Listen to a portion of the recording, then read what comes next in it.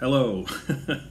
I am on camera. I'm going to talk about the Russia Limelight video I dropped last month. It is exactly 1 month since it came out, and it's been received really, really well, especially considering it's just my first attempt at this kind of YouTube subgenre of music analysis. It's sitting at 1,500, well over 1,500 views, and just crossed 50 likes, which is great. The comments have all been really good, and it's been surprising. I mean, the first thing everyone said to me when I told them I was going to make a YouTube video is don't read the comments. But everyone's been great. Everyone seems to really like it or appreciate it, and the only, micro controversy is that I called them Canadian goofballs in the title, which was a term of much affection, being a goofball myself. But so the title of the thing I had to change a couple of times because again, first time. So I changed, now it's God/goofballs, because they are gods and they can be two things at once. It was a real labor of love, and the why of it all is the question I get asked all the time. I have a list of questions here from various friends and musicians. It's because because Limelight is just, I find it just a staggering accomplishment in songwriting, and there's just not a lot of songwriting stuff on YouTube. It's all sort of harmonic analysis or rhythm analysis. It's technical, more or less, but songwriting is also a set of skills and a set of techniques, and that's the thing that I love most about music. I'm listening for leitmotifs and repetition and variations on things that come around, and so so when a song like Limelight is only 4 minutes and change, and has like a whole, like, it's got, I think you can argue that it has more interesting compositional elements than all of 2112. Which is 20 minutes long, so it's a kind of staggering thing, and I just kind of wanted to do a deep appreciation of everything that makes it kind of amazing. It's also like there's, the lack of songwriting stuff is sort of like a hole I thought I could fill, because it's kind of what I cut my teeth in during my 20 years in, as a music maker and everything. I'm also like a visual thinker, and that's probably why I'm into filmmaking now, primarily. But the idea of combining my filmmaking skills to visually represent all the structural things going on in Limelight was a fun challenge, and I gave myself 1 week to make the video, and it took almost 4 months. So that was me in kind of reinventing the wheel. I did go all over the place looking for tutorials on like what's normal to expect in, like what's the behind the scenes of your 12 tones or your Adam Neely videos or whatever. I found a round table of those guys, and they were talking about how it's months of research, but they can bang a video out in like 24 hours typically. But that's because they had all the tools in place. I had no tools in place whatsoever. I had to make all my graphics from scratch, basically, or dig into the infinite pile of image searching to find something appropriate to what I wanted to describe. And then usually I'd have to spend the better part of a day modifying even the found graphics to suit what was going on in Limelight, because Limelight's things are so unique. There's such a sort of genius strangeness to many of the aspects of that song that are just you're not going to just find in a set of default like song analyses or classic song structure, and you look that up, and nothing there matches Limelight. So yeah, everything had to be created bespoke just for the video. There's 175 plus, probably in the neighborhood of 190 individual images had to be created from scratch. Plus the video content too. There's all kinds of videos I borrowed from live performances, etc., other YouTube channels. So yeah, trying to fill a gap with this, I guess. there are some deleted segments. The answer to that question is yes. I found myself going off on certain tangents about music notation, and there's a lot of things in music notation that just defaults to 4/4, and it just assumes 4/4, like a whole note is 4 beats, assuming it, because they assume that's the whole bar, but it, you know. So anyway, I had to cut all these asides and stuff, sort of a 12/8 feel. And okay, another aside here, but there's such a bias for 4/4 in the language of music. I was going to say halftime being 3/4, so it's 1/3, but there's no such thing as a 1/3 note. It's just frustrating that we can't be specific about this kind of thing when it's not in 4/4. And I also had this one really, like, just guitar nerd tangent about the chorus, about the arpeggios, and why the grace note that goes into the next measure is asymmetrical in a way that really annoys me, and I found a better way to play it to make that grace note the same length of every subsequent bar, but I just thought it was too guitar oriented, and this is not a guitar channel, so I cut it. But I'll drop it in right here. With the strings ringing out.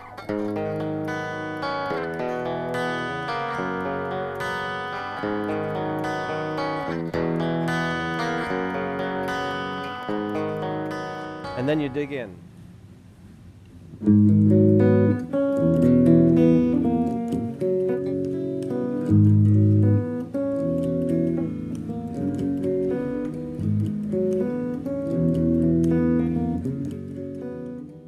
What are the other questions?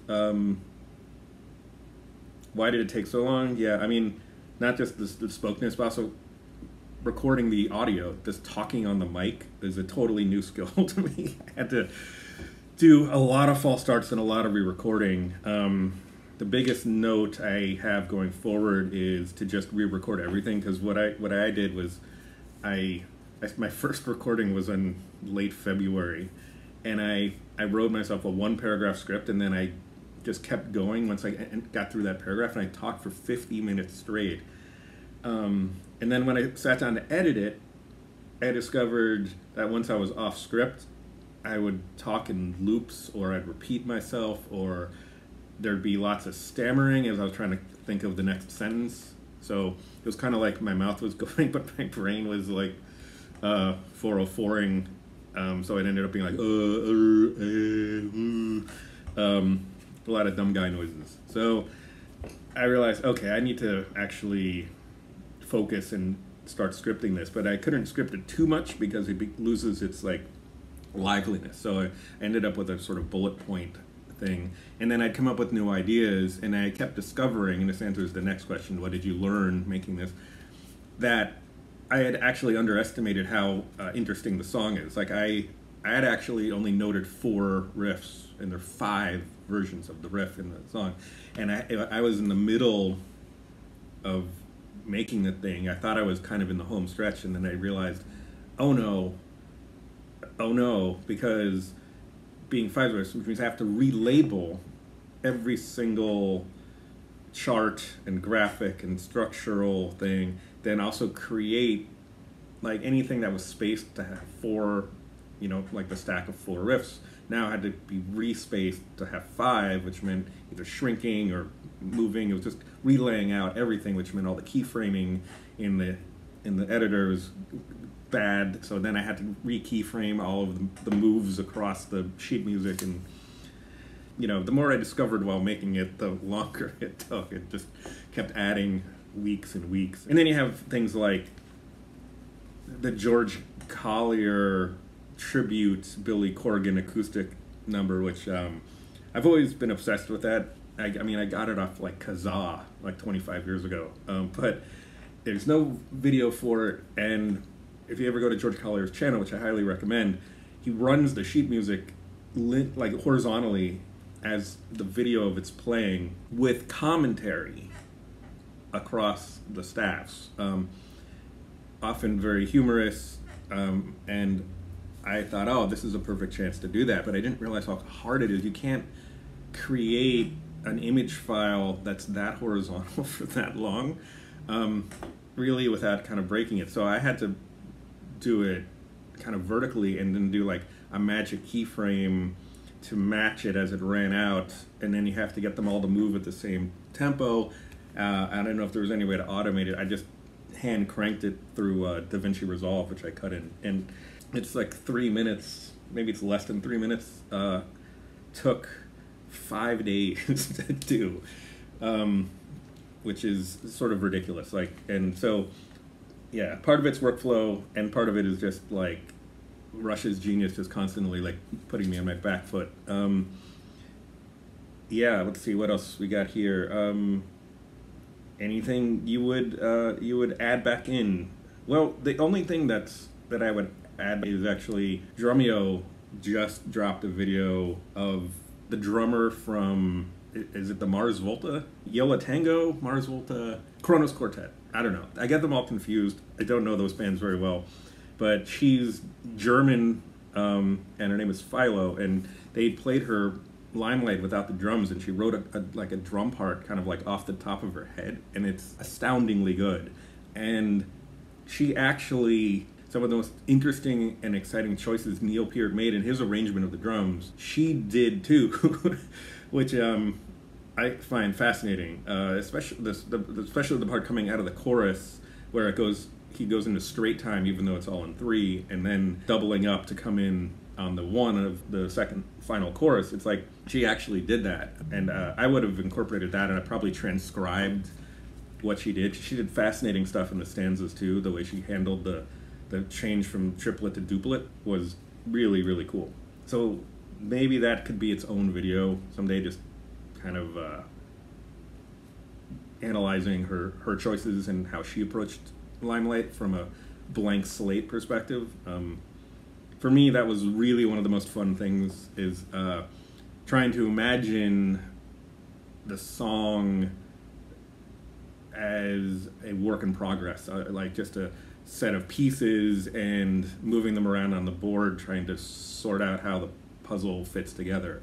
That's really Geddy's thing, and like he ended up with such idiosyncratic choices, but they were so effective. And it's just amazing how far the band, it's really, I mean, it was like they did 8 albums in 7 years, and the distance they came in those 7 years is really, like, I would put, you know, the Beatles were only around 7 years, and like Abbey Road from Meet the Beatles, I would say, is about the same growth as Rush to Moving Pictures. It's I don't know if there's been a growth quite as staggering. You know, there's maybe 3 bands that come to mind. You know, like maybe the Police from Adelantos d'Amor to Synchronicity. Anyway, Talking Heads, 77 to Speaking in Tongues. It's also about 7 years. You know, yeah, some bands just grow like incredible. So it's, what's next? Next is I've got a choice here. I can do another song analysis, or I could do more like a music sociology kind of thing. I've always been really interested in the fact that no one talks about the 90s and mentions that the rise of acoustic, how acoustic music got really, really popular starting in the late 80s, and the Unplugged show. And then within a couple of years, it was Unplugged and grunge were like basically the 2 dominant things. And then Kurt Cobain dies, and then, but the acoustic thing never goes away. Like all of the really popular jam bands that come out of the 90s, which I don't include Phish because Phish is from the 80s, like Dave Matthews and who are the other ones? Blues Traveler. They're all acoustic. Like all those bands really kind of it's like they took a hard left off the grunge road, even though they're proggy as hell. You know, I mean those jam bands is where like kind of modern prog kind of went at that point. And even though, of course, there's the Tool, the prog metal thing, but it's very kind of fascinating to watch that evolution. There's a like, you don't get Lilith Fair, but you also don't get like Dave Matthews. Like all of this comes out of the acoustic thing, like, and that acoustic path leads straight into like Jack Johnson and so forth. And it's a weird piece of important music history that doesn't get talked about ever. And so that's something I want to make a video on. And then for songs, like, I don't know if any song is quite as complicated as Limelight. I mean, there's certainly songs that are harder to play, but the density of the ideas in Limelight is why that video was 47 minutes. And the next one, I really want to be like 15 tops. But there's a lot of fun songs I can talk about in that. Salisbury Hill comes to mind, Love is Stronger Than Justice, maybe Nothing Man. I can see all of those being 10 minutes or less to discuss. So I'm trying to pick a thing. The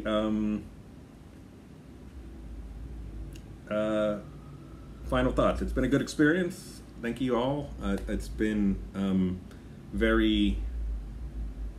it's been rewarding to see it catch on with people, but it's also been it's also daunting to do a follow-up because it was such a time suck the first time. And though I do have like sort of a, what do you call it, like a template now I can do, but then I have to get on the microphone again and go through and spend hours editing my own voice, which is absolutely nightmare fuel. Everyone hates their own voice, right? But like, I am encouraged by the positive reaction and stuff. I am, like I said, mostly a filmmaker, so please check out the various films I've made. Burning Annie, Laundry Day, also short films like 5 Minutes Late and Night Blooming. Basically, this isn't just music. This is the channel that's going to have lots of different things on there. New Orleans live performances. I live in New Orleans. And finally, if you're wondering, where's the cool music? They don't make music like Rush anymore, that kind of thing. All the good music energy is in your local scene. You're not going to find it on TikTok or your major record labels, and definitely not FM radio unless you like the nostalgia thing. The best contemporary stuff is in your local scene. You've got to go to shows. You got to support local bands.